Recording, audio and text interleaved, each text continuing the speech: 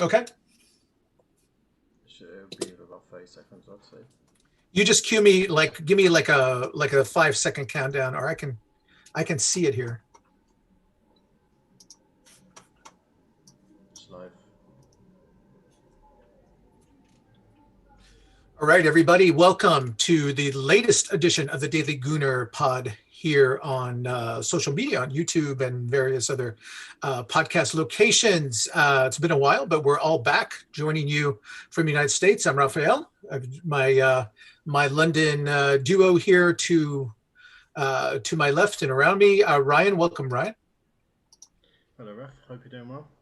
I am well, thank you. And at the bottom, Sam.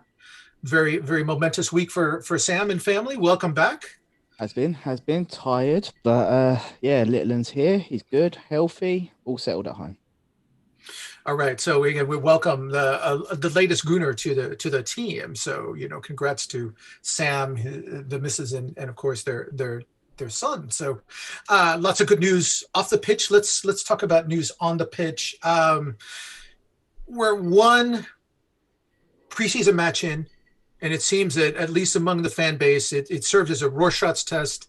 Arsenal went out against Hibernian over the weekend, lost the match 2-1. And it seems that all the tendencies, all the bile, all the knee jerk, all the reflex, all the calm, depending on where you do this, from the end of the season, immediately snapped back on.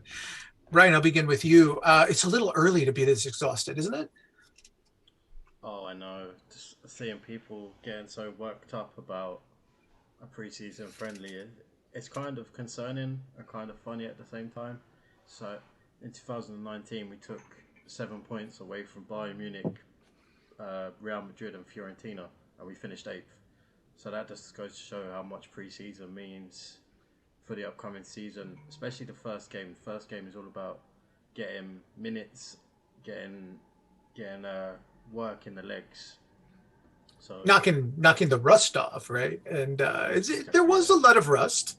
There was a lot of rust to be seen, but since we're tying up loose ends, Sam, let's talk about Arsenal's English national team star, Bukayo Saka. Of course, it's been a while. The wounds are still healing for England's fans. For him, of course, he had to take the critical fifth penalty in the shootout against Italy.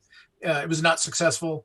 And he and Marcus Rashford and had to face I'm spacing their third compatriot, but Sancho. Jane Sancho, thank you, and of course all the weight of the world, the English football world, came down on the shoulders of those three young men. Saka issued a statement today. It gives us a lot of hope. I think it just backed up what a lot of people felt. This is a strong young man. This is not, I think people wondered, is this a kind of event that could knock him down, set him back? I don't think we've seen anything to suggest that. No, if anything, it goes to show the courage that Bukayo's got, the strength that he's got, and the way that he handles himself in such a humble way. Obviously, him taking the fifth penalty, unfortunately, he did miss it, but having the weight of your shoulders on the shoulders at 19 years old, he said in his statement he feels deeply sorry for letting his teammates, the England fans, down, and he feels like he's let the country down. He hasn't done that in the slightest. He was one of the shining lights at this tournament, and he's only going to get better. And at 19 years old, what was I doing at 19? Going out and getting slaughtered down the nightclub. So, for him to be doing what he's doing, he's an absolute hero, and he's a national jewel. And for him to be recognised by boroughs in London and getting awards and whatnot, it just goes to show the testament to him. And we are extremely lucky to have him at Arsenal, to be honest. Yeah, my local borough as well. Just putting it out there. All right, big time. Okay, all right. Moving on, because we're into the transfer season, and Arsenal do finally have a couple of official transfers to announce. Nuno Tavares from Portugal has joined the club. Also, Albert Lokonga from Belgium, from the Belgian league. Those were announced. Ryan, you could swat down a rumor that was festering on social media. It seemed that the story was Lokonga was coming straight into the Arsenal club. Of course, he's been in quarantine, hasn't been able to train with the first team, and then was immediately going to go out on loan. Is there any truth to that? Not yet, no. Especially with rumours of Joe Willett going back to Newcastle on a season-long loan. I can't see us buying Lokonga and then loaning him straight back out. I don't think we'll have another Saliba situation there. But yeah, I think that the Lokonga transfer will be probably announced tomorrow morning. It was supposed to be announced today, but I don't think he had enough time out of quarantine to get all the media stuff done. So that'll probably be announced tomorrow. And yeah, him going on loan at the moment, I think they're going to want to see him in pre-season. They're going to want to give him a chance in America next week. Yeah, and Sam, I think Ryan put his finger on it. So he's making a big jump from the Belgian league to the Premier League, but so much was said about him. His ability to dribble, his skills in the midfield. I want to see him. I think every Arsenal fan wants to get a look at him before we assess. Oh, he's going to go out. It seemed like a real buzzkill. That's what made it so improbable to my ears. Yeah, for me, I think it's going to be a lot to do with his adaptation to pre-season, how he integrates into the squad. But going forward, we are going to need him because it looks like we're going to be a bit short on centre midfielders, although it depends on the formation that we'll probably play, but I imagine we'll speak about that a bit later. For me, he looks like a younger Partey, so just trying to think logically here, I think that he will be the guy to come in and replace Partey in some games and to give Partey a break in games being substituted in, give him that adaptation period as well, and then he's able to then really, really compete for a first team slot. I think initially we thought it was going to be a Danny Ceballos replacement, but I think that we're coming away from Danny Ceballos and potentially just going for a more athletic midfield.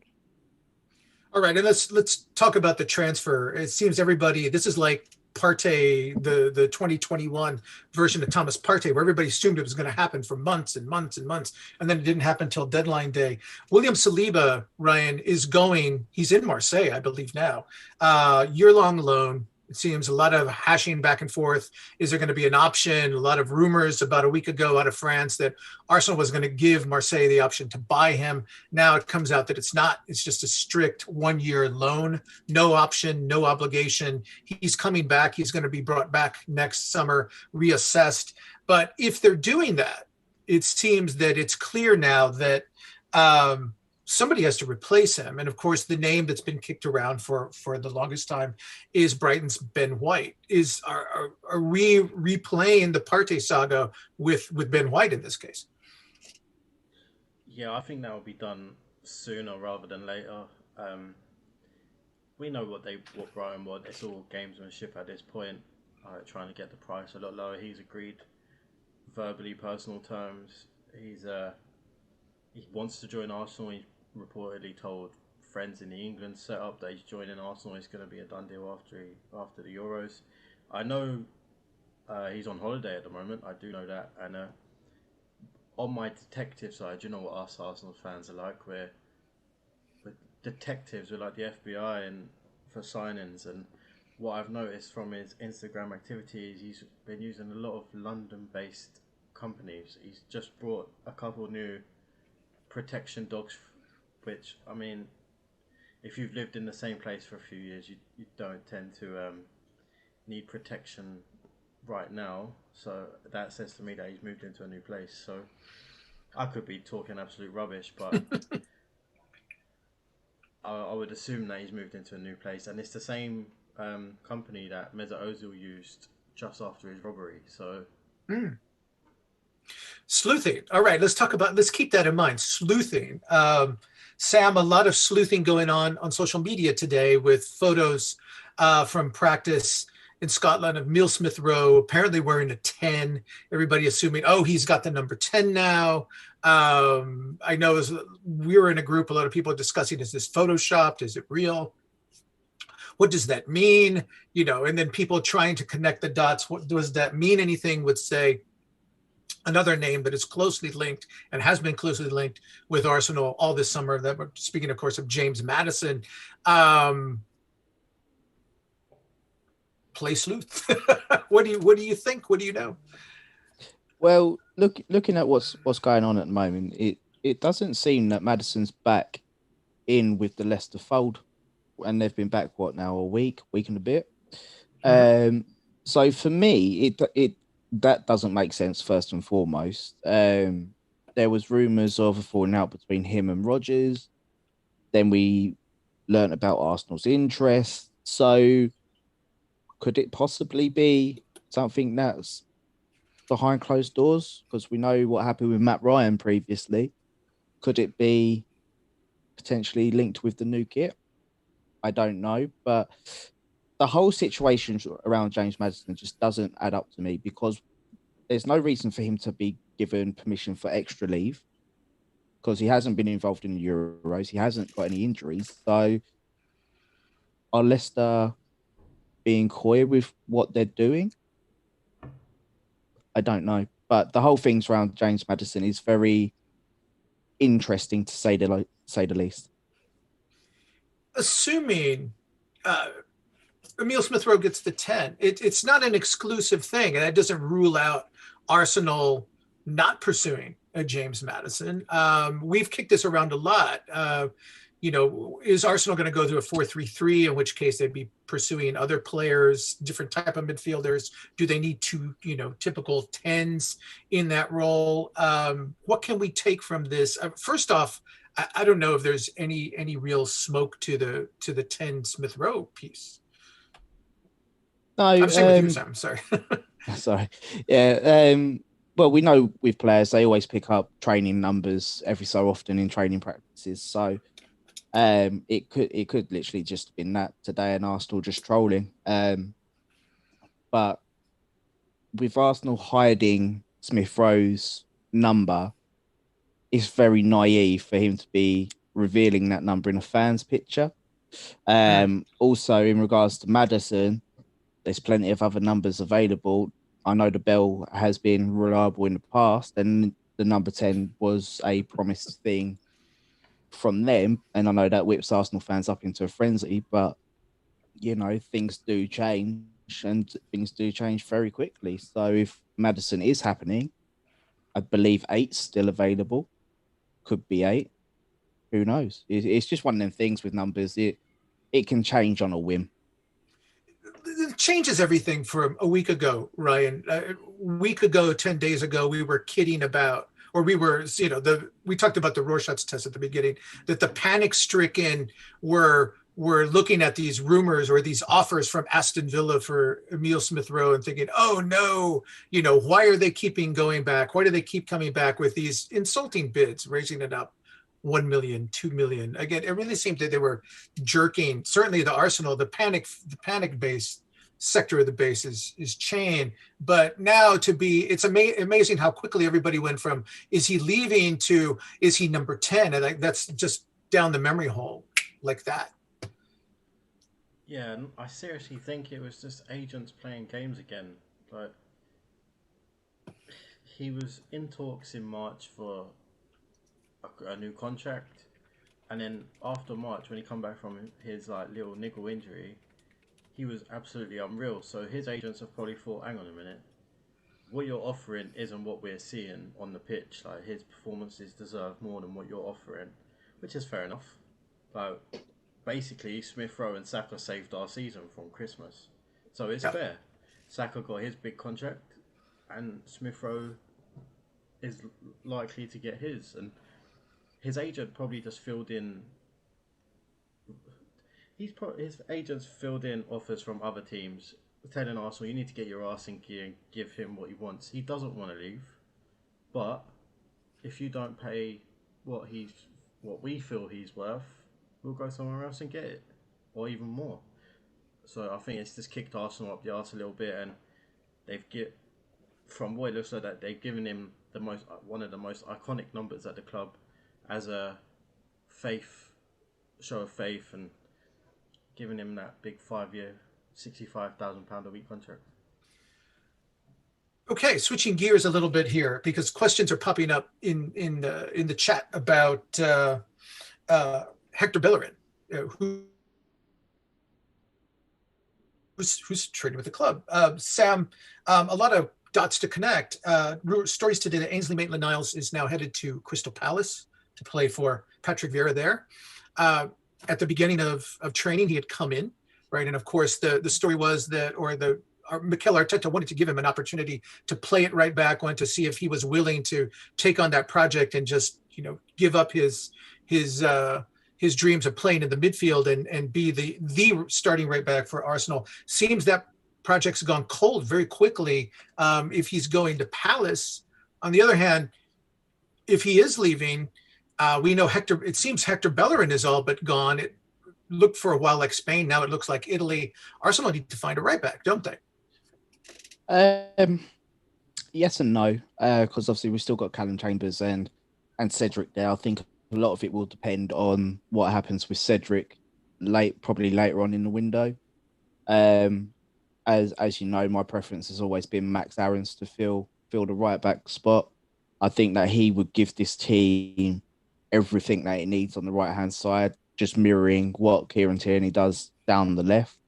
In regards to Maitland-Niles, looking at a few Palace insiders or people on Twitter, they're saying that Patrick Vieira is eyeing him up to be a central midfielder for Palace. So that's probably turning his head because it's not too far. He's still in London.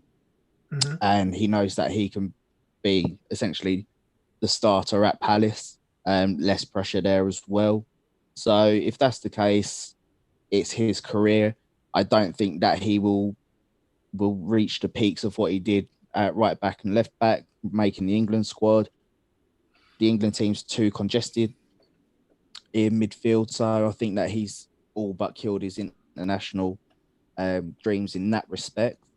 In regards to Hector Bellerin, as you said, personal terms have been agreed with Inter Milan, but as we know, they're essentially broke. They bleed in poverty. It depends how badly they want Hector Bellerin out the club at Arsenal, because if we're looking for squad space and to save on wages, then likeliness is we're going to cave into the loan with option. But looking at that for us, that's not really a good deal unless you put a few clauses in that makes the option a mandatory deal come the end of the season. So if that's the case, I'll be more happier than loan with option. But for me, might still look out for Atletico Madrid to see if they're able to shift anybody. If they do, then likenesses a bid might come in.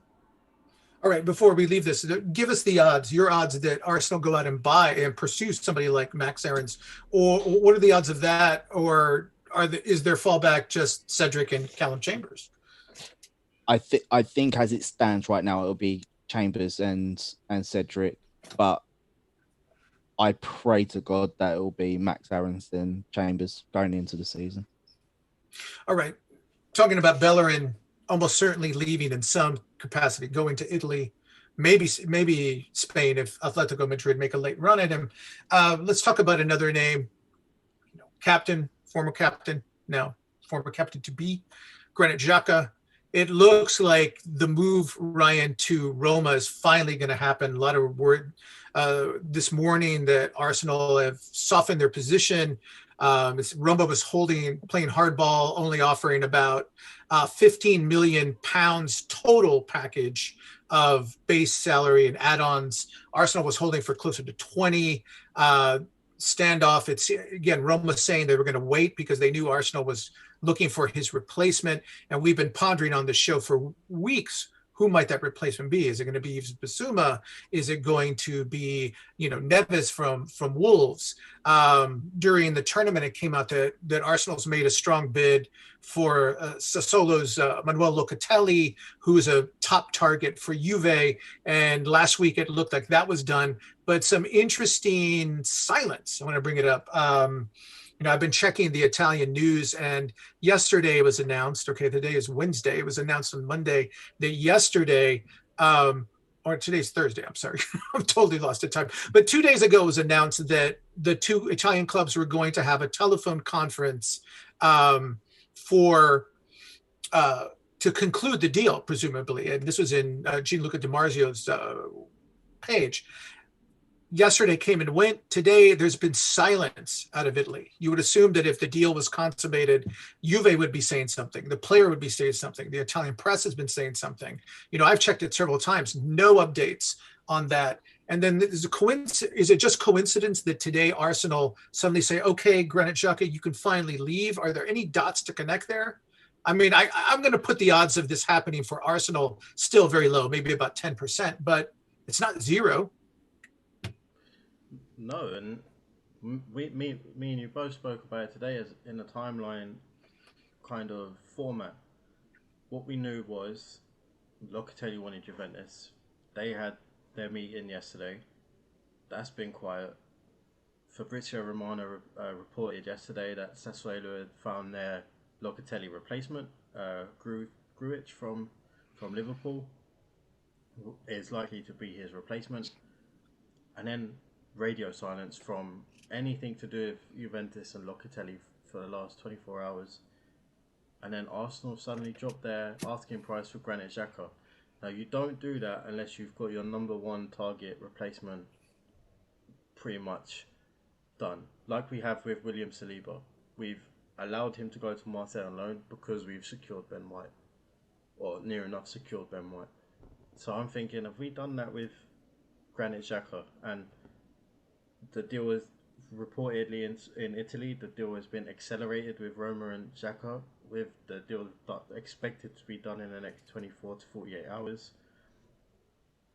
I mean, it all lines up, or we could just be really overthinking things. But that's what we do right now. And Juventus announce a signing next week, but we can hope, right? Right. Well, again, we know that we all know this from the spars, the bouts that Arsenal have had with clubs like Napoli, that, we saw this with Pepe and all the other players that Arsenal pursued that wound up in London rather than at Napoli, that the Italian press kind of circle around their home clubs and they always say the deal is agreed, it's going to happen. They all try, it's like clickbait, and they want to scare us away. So I was seeing that last week. It's like, back, this is from Juve-based Twitter feeds and websites. Like, he's ours. Back off. This is a joke. Arsenal's a joke. They have no chance. So suddenly to see silence, that's not in their character. They're all about beating their chest and saying, no, he's not going to leave Italy. And maybe it turns out that he stays in Italy. But I would think that if that was going to happen, something would have happened by now. But we'll see. We'll see. Sam, let's take you back. You were talking about Ainsley Maitland-Niles going to Crystal Palace. I want to bring up another player also rumored to be headed towards Palace. That's the striker Eddie Nketiah. Is he headed there? It seemed he had a market in addition to Crystal Palace.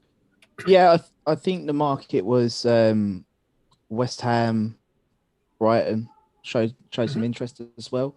But with Vieira going to Palace, they've put in a bid for him. We've rejected it, by my understanding. If they return, I think Arsenal want about 20 million, 25 million. They return somewhere in that ballpark. I think that he's got a very good chance of going to Palace. I think that would be potentially a good move for him, because you look at the Palace squad at the moment, it's in a bit of disarray because a lot of their first team players were out of contract. So if he does go there, even if he's the backup to their main striker, he will still get plenty of game time there. And Patrick knows what Eddie can bring, so he will base his game around that type of striker. So it'll be interesting to see how that that unveils and develops. But I think that's definitely one to keep your eye on over the next couple of weeks. All right, Ryan, I'm going to let you do a little follow up to this because if Nketiah is leaving, um, what does this mean for the striker position? Again, it's kind of a lean market, but a name that you brought up months ago has popped back on the Arsenal radar. Player who's out of favor at his home club. I'm talking about Chelsea's Tammy Abraham. You're rather bullish on him and think that if Arsenal's serious, this could be perhaps a value move. Yeah, and as you know, we at the Daily Gooner get info here and there, and we heard on the 17th of April that Arsenal had a mild interest in Tammy Abraham. We have receipts for that, so if you want to question us, we can show you. And yeah, if Lacazette goes, if Eddie goes, we do have space for a striker, and I don't think Gabriel Martinelli is a striker. I do think he's going to be a world class left winger. And Tammy Abraham literally brings everything you could want in a centre forward. He's tall, he's fast, he's got incredibly good link up play, he's good in behind, he's good in the air.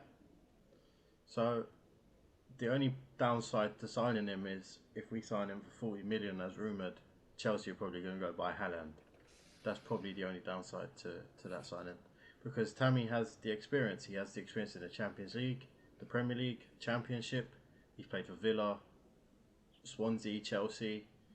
So he's got the experience. He's got a good goal scoring record against the big teams as well. Helps out with the homegrown also. Yeah, it's something to keep in mind. All right, gentlemen, let's kind of circle back.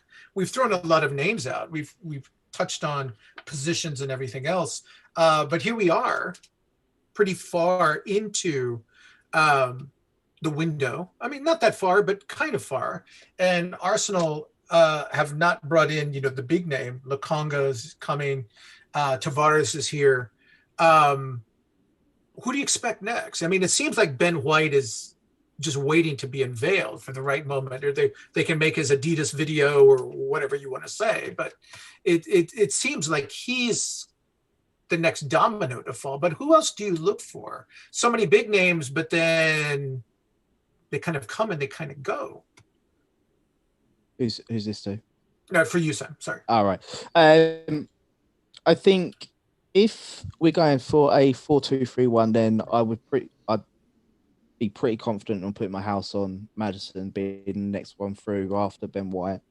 But if we're going for a 4-3-3, I would probably suspect it to be Neves next coming through the door. Because I was saying to Ryan earlier, I still think that he will come because I saw some reports saying that Besiktas is still interested in El Neni and to make him a permanent deal out there. So I think a lot of that will gauge around El Neni's interest of becoming a first team player somewhere. If that is the case, I would fully expect Arsenal to bring Neves in because I think it was last week there was talks around the talks accelerating around the price of around about 30 to 35 million. 35, I heard, yeah. As a total package. So if that is the case, yes, it would be a rather expensive replacement, but we've got to think with the Arsenal first and second string, it hasn't been good enough for years now. We do need two quality players in each position on the spot. Well, each position on the field on the spot for the 11. So essentially, we need a good 22 players. So with that, if Neves comes in, he can potentially push a Locatelli. He can also push a Partey. If we play in a 4-3-3, he can sit at the base. He could potentially see Basuma coming in if it's a 4-3-3 and them two having that fight and rotation. Partey and Lokonga having the rotation and fighting for the first team spot. So it'd be very interesting to see how the formation develops moving forward as we transition out the players that we've got now going out the door and the new ones coming in. So I think probably the America tour and the Mind series friendlies will be the predominant games that you can look at and say, okay, this is how Arsenal are going to play during the season. Right. Ryan, let's let you kick at the same question. 4-2-3-1, 4-3-3 is dependent on the market, or does Arsenal have the money? Is it really down to Mikel Arteta's preference with this? Because I was looking at the roster, the players they have. They have a lot of forwards, they have a lot of defenders, they have a lot of backliners, still have a lot of keepers. Very thin in just numbers right now in the midfield. They've got to go out and get some more. Yeah, definitely. They're short-handed in the middle of the pitch, definitely. And there's an argument to say that if Partey got injured, we would be left with a inexperienced player in the league, El Nene, and one of the players that we've been linked with. So really, we do need a couple bodies in there. And I was kicking around the idea earlier of us playing 4-3-3 with Tammy Abraham as the striker and Aubameyang on the left, which, if you listen to my reasoning, I think that could be a very, very strong formation for us. You have a midfield three of Partey at the base, Aouar on the right, Smith Rowe on the left of the three. You have Aubameyang on the left-hand side, you have Tammy Abraham in the middle, and you have Saka, Pepe, or whoever on the right. Aubameyang comes inside, Tierney flies up the left, gives us that width. Then you have two strikers in the box. You have the cutback option for Aubameyang, where he's coming in late to the box, or you've got the really whipped cross for the aerial ability of Tammy Abraham, or even someone like Dominic Calvert-Lewin. And I think that's what Arteta may want, because you've got the two little creative sparks in the middle of the pitch with Smith Rowe and Aouar, and then you've got that defensive stability of, say, Callum Chambers playing at right back, but not really going forward, because you've got the 1v1 ability on the right-hand side with Pepe and Saka. They don't need that extra player going forward with them. They can do it themselves. They just need that decoy. So Chambers moves into like a back three with White and Gabriel, and I think that's what Arteta wants. I think that's what he's building. But then again, I could be wrong. It's a fun idea. Sam, he brought up a name that we've talked about well over a year, probably a year and a half. Houssem Aouar. He was the player right after Thomas Partey at the last window last October, fell off the radar. A lot of rumors last week that his agent was in London. Of course, stories came out about a month ago, maybe 6 weeks ago, that Arsenal had continued doing research on him and found things that were not to their liking about the player. So he seems to run really hot, really cold. He even splits. These two gentlemen, if you ever could see our chats, these two gentlemen have a pretty lively debate on his value or lack of thereof. You were talking about a 4-3-3.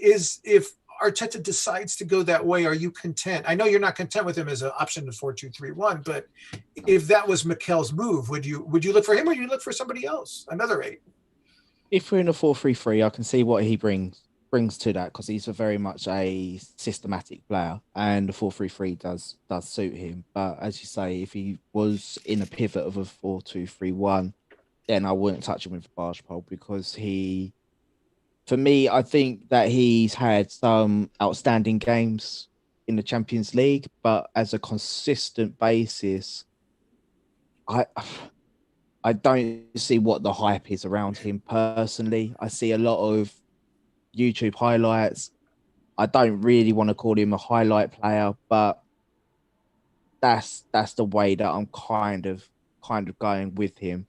I said to Ryan many a times, if he was to come in as the midfield option, I'd find that massively underwhelming, personally.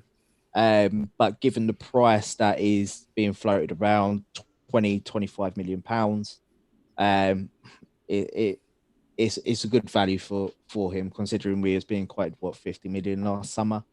Yeah, he's at half of what he was last summer, right? Yeah, and looking at the other big teams that were linked to him, they're filling up their midfield, so it's essentially quite a clear run at him, barring that shithole down the road in North London. So it's one of them things. If he does come in, it's a very clear indication that we're going to a 4-3-3, and as I say, it will be a very systematic 4-3-3 to cater to Awar's needs. Okay, well, gentlemen, let's stay with this topic because again, this comes up a lot internally, other groups, 4-3-3 versus 4-2-3-1, but that kind of pushes you in one way or the other to address the formation in this two-part question. We expect Arsenal to invest. I think every Arsenal fan figures that after this, the last two seasons especially, the money is coming. We haven't really talked, Maddison aside, we haven't really talked about a splash buy. Who, in your opinion, I'll start with you, Ryan, then Sam, you can kick in at this as well. Who is Arsenal's splash buy this summer? Or are they going to make a lot of modest buys? And given, let's say they make a splash buy. Let's say they put 60 plus million pounds down for James Maddison. What should the fans' expectations be? I mean, everybody, of course, wants them in the top four, but there's four really powerful clubs right now who have a lot of money, who seem to kind of be locked into those right now. The two Manchesters, Chelsea and Liverpool. What's the plan for Mikel Arteta? Let's put aside all the knee jerks after, losing the first match, but what should we expect? What would be successful in your mind? I think I said it to you two the other day. I think Stan Kroenke has played an absolute blinder with this all or nothing documentary, because now he knows he has to invest money into the team. He knows he has to buy the right players, and he's going to have it all on camera. He's going to have it all documented, saying, "I've put money into this club. I did this for Arsenal. You can't talk about me anymore like this." But yeah, I think if money does come and we do, I think it will go one of two ways. I think if we do a splash buy, it will be Maddison, and I think we'll buy some pieces around him, and then I think if it's the other way, it'd be a few modest 40 million players. You're like your Tammy Abrahams and Neves and Awar, that type of summer. But I think if we're challenging for the top four, we can't expect anything more than that, because the four clubs in the top four now are the big four in the league. City are the most dominant team in the league at the moment. Then you've got this Liverpool, who are wounded and they're going to want to come back for their crown. Then you've got Man United, who have just spent 70 million on Sancho, they're buying Varane. And you've got Chelsea, who are the European champions, who, if we do buy Abraham, are going to buy an absolute worldie striker that solves every single one of their problems. So I think for us, we just got to try and challenge for the top four and hope we get a little bit of luck. If they finish fifth or sixth, does that satisfy you? I mean, it depends. Is it we're fifth, but we're fifth on goal difference and we've absolutely challenged to the best we can, or will we fifth because we got lucky and other teams really messed up? Like, because we could have finished fifth last season, our worst season ever. So it's swings and roundabouts for me. If we show that we challenge, but ultimately come up a little bit short, I'll be okay with that. I wouldn't be happy, but I'd be all right. Well, you tried. All right, Sam. I think Ryan sets up an interesting scenario that all or nothing is coming. All or nothing's probably there right now. Recording. The Crunkies have put themselves in this position where the window comes and they miss on their big targets. It's almost like there's nowhere to hide at that point. Everybody's going to see the mess. Everybody's going to see the doom. Everybody's going to see the disaster. So, I think maybe Ryan has a point there. They've set themselves up where failure is not an option in this case. But, again, how are they going to spend that money? And what can they turn to the fan base after the season and say, look, we were successful. We moved up the table. How far? I mean, we know there's a faction that'll never be satisfied, but what would be a realistically satisfactory season in your eyes? Before I touch on on the question, I just want to touch on the All or Nothing documentary. Looking at them All or Nothing documentaries, you really get two sides of the coin with that. Some of them are here's the bare all, this is everything that we do behind the scenes. The others are here's what we want you to see, but you won't see the full extent of what we do, or you won't see what's behind the locked door conversations. So it'll be interesting to see what one of that the Arsenal or nothing will be. Hopefully, it will be the former where you bear all, but it is what it is. In terms of the question, I've long said leading up to this window that I don't. I personally, I don't want us to go out and get a splash buy because I think that we need the fundamental players in the squad that can grab the game by a scruff of the neck and really work through games and drive this Arsenal team up the table. Fourth has to be the minimum expectation of what you're challenging for. Because if you get fourth, then obviously that propels you into the project. That Mhm. propels the project forward in a couple of years. Um, but in regards to if we miss out on top four, if we're fifth, okay, fair bit. So be it. We've made improvement this season. Personally, I'd like it to be if it is fifth with a FA Cup, as we do. Mhm. Um, I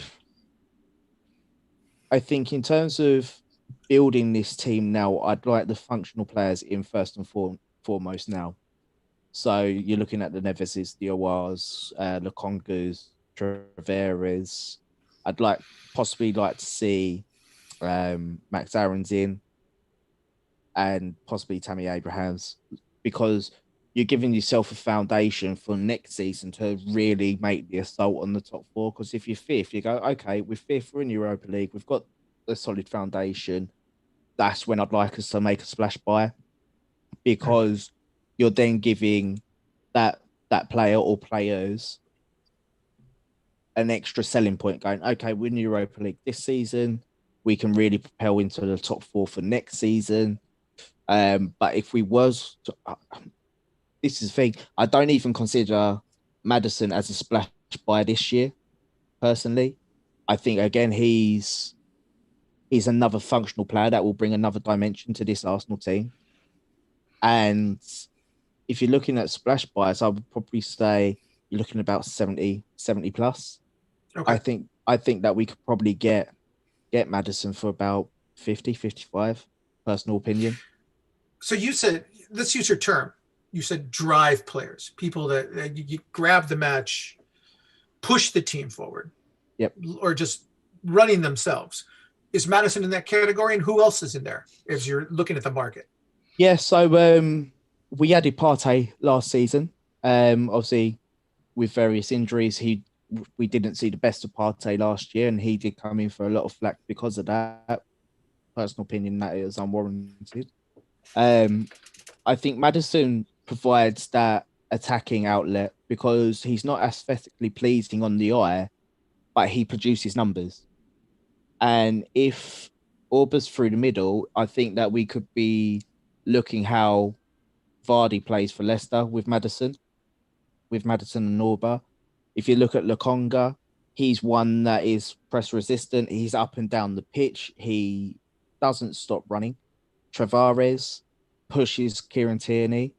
If Tierney touching wood, he has a injury-free season, but if he does hit some injuries this year, then Travares is somebody that comes in is pretty much similar but taller, so it gives us that more solidity on set pieces as well. If you're getting Lacazette out and bringing Tammy in, you're bringing in a younger, more hungrier player that links in just as well as Lacazette, but has more output. So in terms of if you're looking at players that have got drive, the players that we're looking at have got that drive and they will really push us up the pitch. But the one thing that I've said to Ryan as well is when Arsenal were attacking, you look at the midfield now, Partey's all over the pitch, so he does get tired in game. So sometimes when we get counter attacked, you look at our midfield, go, where is everybody? Because Mhm. essentially we get broke on and we get broke on quick, and that costs us. So we're looking at players that have the ability to go forward, but also recover quickly, and that's what we've needed for a long time in the middle of the park. Even if you was to bring in a Ruben Neves, he never pushes right into the box. He's always on the peripheral of the middle to attacking third. So he's the one that's always patrolling that area. And if we do get broke on, he's able to get back because he recognizes he hasn't got the pace. But if you look at him, he's deceptively quick as well across a shorter distance. So he could potentially be that shield of the counter. And he's not afraid to make a tactical foul either. If you bring Basuma in, that's an even greater shield. So Mm. it's we're looking at the profiles at every stage of the build up within the attack, and also when we're coming back defensively. So looking at Arsenal, it for me, it looks a lot more promising with the players that we are targeting and the way that we're going to be playing, because we were able to fully get to the way that Arteta wants to play, which as we've all commented on last season, we see what he wants to do, but it's limited due to the players' shortfalls in various key positions. Okay, Ryan, I'm going to give you the final word. Sam gave us kind of a juicy template, drive players. And we've talked about this, when they lost for the last 2 years, really going back to Emery, that this club lacked real grit. It lacked real fight. It lacked real backbone. Is that drive the right template? And Sammy gave us some names he likes. Who are some that fit that profile for you? Yeah, I think the term drive us up the pitch is absolutely correct. I think we lack that kind of that kind of team, not let alone player. I think we lack that as a team. You think your Bellerins, your Xhakas, your even to a certain extent your, where Ozil was, Pepe didn't do it as Willian. These types of players, they don't step up when counted for. I mean, some of them do it occasionally, but not often enough, and that's what our problem has been in the last few years. It's been we've been good in spells, and ultimately, to win the marathon, you need to be a consistent runner, and we haven't been. And you saw it last season. We had a good start, and then we dropped off over Christmas as usual. And then after Christmas, we went on a storming run. Towards the end of the season, we dropped off again, and that has been the story of Arsenal for the last 10 years. I think I'll be safe in saying the last 10 years we've always failed to hit the right games at the right time, and I think the players that we're talking about, I think for me personally, I join them in position order of who we should be buying, like position wise. Sure.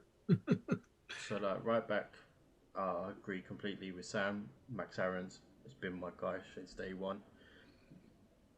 Right centre back, Ben White. I don't think you can go wrong with him. I think under Bielsa he was an absolute monster, and he's only going to grow into a Tony Adams type player. I think in midfield, personally, I'd go Locatelli. I think he won't drag us up the pitch, um, running wise, but his ability to move the ball quickly with his back to the play, I think that is something we lack big time with Xhaka. He can't do that as much as we would like. If it's a 4-2-3-1, it'd be Maddison as a number 10. If it's a 4-3-3, I'm going with Camavinga. I think him as a Roman 8, I think that would be absolutely filthy. Um, for if we're going for left winger, I think depending on the formation, if we do go 4-3-3, we need a goal scoring left winger as well. Uh, for me personally, it'd be Sterling. I think he's proven everyone wrong. During the Euros, I think he's I said it during the Euros. He finds the right spaces. He's in the right place at the right time every single time, and that's what again we lack. You don't see our wingers coming into the back post, No, and no. usually when Tierney's crossing the ball, where's our right winger on the edge of the box? You need him at the back post because 9 times out of 10 that ball's going to go through.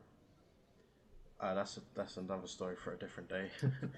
For striker, you can't go wrong with Tammy Abraham. But for me, it has to be Dominic Calvert-Lewin for me. Okay. All right. A lot of names. I'm going to play a little semantic game here, Sam. We're going to do one more round because this gets into character.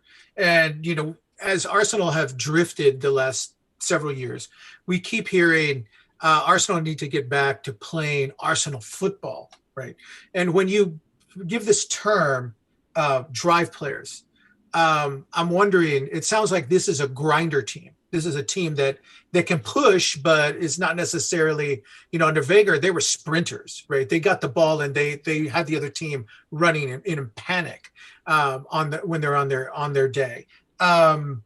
We've complained about this, certainly under Emery, that how deliberate, just how boring they were, that they didn't make a chance to go over the top or make you scared.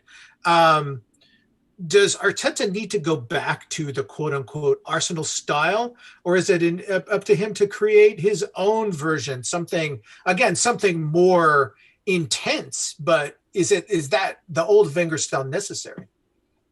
I think we need a bit of a hybrid because if you look at the style of play now compared to how it was early Wenger, it's night and day.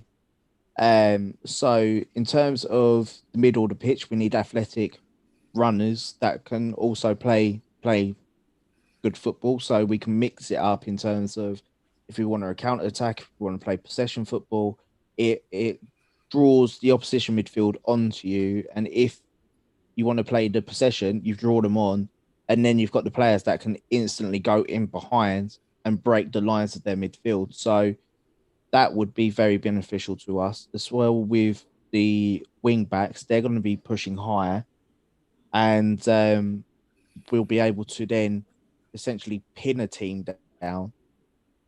People may find it a bit boring because where we need to break the opposition down, we need that intricate football.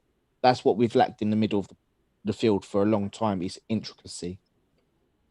And if we can link that with the striker further up the pitch and also the wingers, we'll be able to break teams down a lot easier and be able to have more shots on goal, hopefully more goals, and have a real solid attacking base. Coming backwards, again, as I said earlier, it's about having the people in the middle that are able to come back at speed and build a solid foundation to then say to the other team, okay, they're back in a solid shape. We're going to have to slow down, turn either sideways or back and recycle possession to then try and probe this Arsenal team. So I think in terms of looking for the balance, it's going to be a very fine way of looking at it. But I think the foundations were there last season. It's just about getting the right players in now so that we're able to do that to its fullest. Ryan, you get the final pass. I mean, style transplant, going back to where they once belonged. Where how much of how radical surgery does Mikel Arteta need to perform on the club he already has? I think it's quite big. I think we said it best when he first took over. This is probably one of the biggest rebuilds in the Premier League. You got to break down what was left after Wenger, and then you got to break down what Emery left, and now he's got to implicate his values and his way of playing, and he's not had the chance to get his team and his ideas across. You think when he took over, he had 2 months, and then it was COVID, and then he had to train with groups of defenders, then midfielders and strikers. So he's had problems. And then we went through last summer where it was a COVID market and we were trying to find the best deals, if you like, and we eventually got the player we wanted, but he didn't have a preseason. We did. The team didn't have a preseason either, really. And then he's playing. We're playing every 3 days, so Arteta really hasn't had the time to get his ideas across, and so this rebuild is taking longer than it should, solely because of what's going on in the world. So yeah, he has to rip apart a lot of the foundations that were left before him. So it's a large overhaul that we need. Okay. All right. Well, we're here to walk all of you through it. We want to thank you all for joining us here on YouTube. And those of you who listen to us later on the other channels. Again, I'm Raphael, joining with Sam and Ryan. We want to say until the next time, hopefully we'll have a lot more Arsenal transfers and good news to report. Until then, we bid you